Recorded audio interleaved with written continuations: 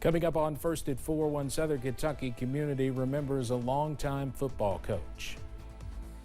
Plus, investigators in Texas are trying to find out what caused two vintage military aircraft to collide midair and plunge to the ground at an air show. Plus, it's a cold afternoon out there and a cold rain on the way as soon as tonight. Latest breakdown on the way as First at 4 continues. Mountain News First at 4 continues. And we begin this half hour with some breaking news. At least one person is dead after a crash in Pulaski County. Crash happened on Highway 635 about a mile from Highway 70. Officials say multiple vehicles were involved in that crash, and here's some video just in. Highway 635 is closed in that area. See, it's a pretty rural area, two-lane road. Officials did not have an estimated time on when the road would reopen. KSB is investigating the cause of the crash, but again, that roadway is shut down. At least one person killed in a crash. A lot of sadness today around a Southern Kentucky football program. Somerset High School coach Robbie Lucas died Sunday. He had been battling an illness. WYMT's Phil Pendleton spoke to his friends and those who knew him well and has more. Robbie Lucas found a lot of success at Somerset High School, of course, winning that state championship in 2019. But Lincoln County was his home. This is where his love of football began. It's where he got his start, you know, right here at Lincoln County on this gridiron, and then went on to greatness that he had at Somerset, winning a state championship. That is a storybook ending for a high school football team to win the way they did back in 2019. Lucas played on some prominent football teams at Lincoln County and then coached Somerset. He led the Briar Jumpers to a lot of regular season and then postseason success. Those close to him say Lucas exemplified greatness, working hard and doing whatever he could for others. That all culminated in the state title. You know, he was just, again, just bragging on the kids. He didn't take any of the credit whatsoever. I waited till maybe later on that night or something to give him a call or a text, and he didn't want any credit. He just wanted to say, look, it's all about the kids. They did it, my coaching staff.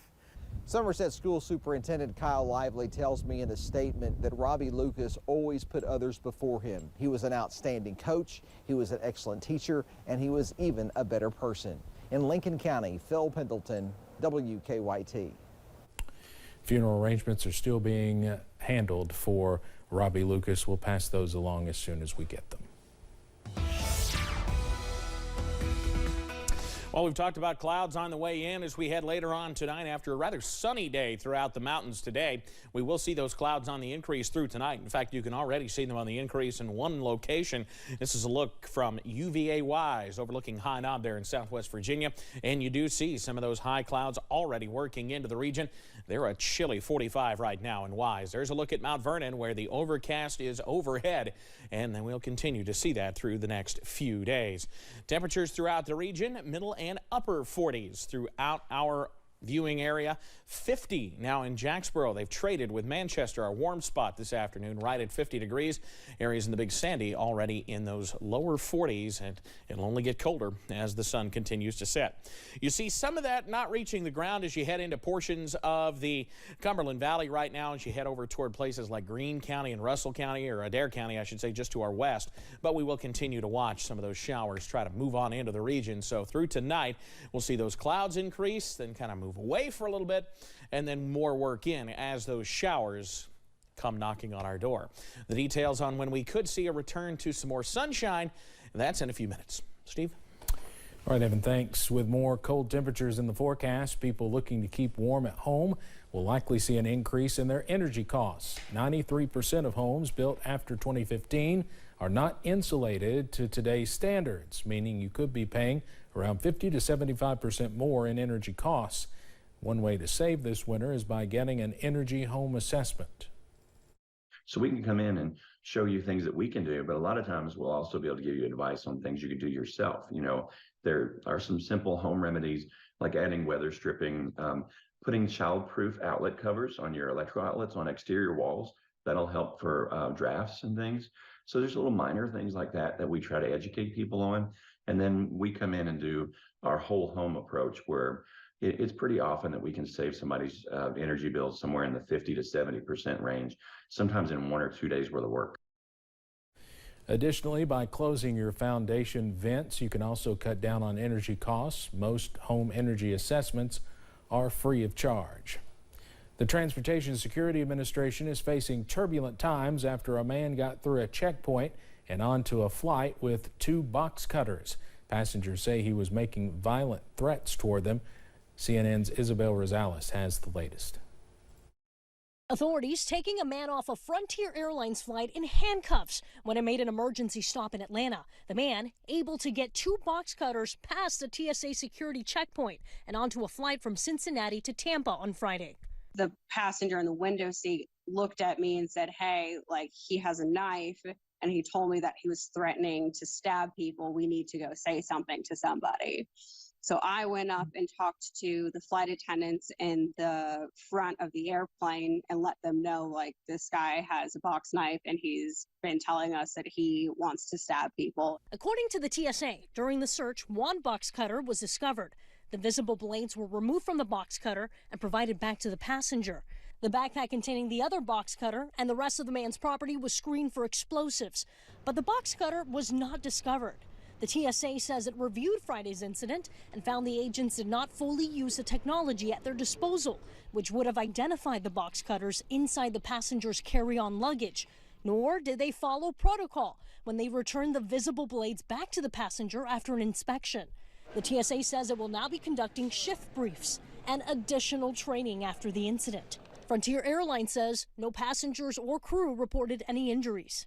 I'm Isabel Rosales reporting. Russia says it is imposing entry bans on another 100 Canadian citizens in response to Canada's sanctions on Moscow, including actor Jim Carrey.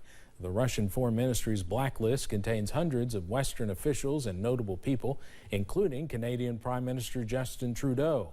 Russia says it is adding 100 more Canadians to the list in response to Trudeau's continued practice of imposing sanctions. Russian authorities also pointed to sanctions against Russian leadership, politicians and parliamentarians, business representatives, experts and journalists, and cultural figures. Investigators in Texas are trying to find out what caused 2 vintage military aircraft to collide mid-air and plunge to the ground at an air show. 6 people on board the planes were killed Saturday. No one on the ground was hurt. CBS's Omar Villafranca has the latest reaction to the crash at Dallas Executive Airport, and we must warn you, some of the video in this report is difficult to watch. Thousands of spectators were at the Wings Over Dallas Air Show to see more than 40 rare World War II era planes take to the skies Saturday. Here is a P-63 King Cobra fighter plane slowly taxiing in front of spectators before flying over the crowd. And this is the B-17 Flying Fortress bomber taking off. Moments later, the crowd below watched in horror as the 2 planes crashed into one another and plummeted to the ground. Oh my God! First responders rushed to the crash site, but all 6 people on board were killed. No one on the ground was injured. I just see like flames and everything go flying and, just fire everywhere. The 2 aircraft involved in the incident are considered extremely rare. Air shows must get special waivers to use them, and pilots must demonstrate an ability to fly low and carry out airshow maneuvers. Neither of the planes were equipped with black boxes, so investigators said witness photos and videos will be key to determining the cause of the collision. I want to express my deepest sympathies to the families who lost loved ones in this terrible tragedy. Among those killed, Terry Barker, a retired American Airlines pilot of 36 years and a former 2-term city council member in nearby Keller, Texas. Omar Villafranca, CBS News, Dallas. The national average price for a gallon of gas is down slightly just ahead of the Thanksgiving holiday. AAA says the price declined 3 cents in the past week to $3.77 a gallon. The Auto Club notes even though the national average barely budged, there are now about a dozen states with some stations selling gas below $3 a gallon. It said more gas stations could follow, which could be a big help with road trip budgeting for Thanksgiving travel. AAA says the national average of $3.77 is 13 cents less than a month ago and 36 cents more than it was a year ago. Coming up, as First at 4 continues, 2 major companies are cutting jobs.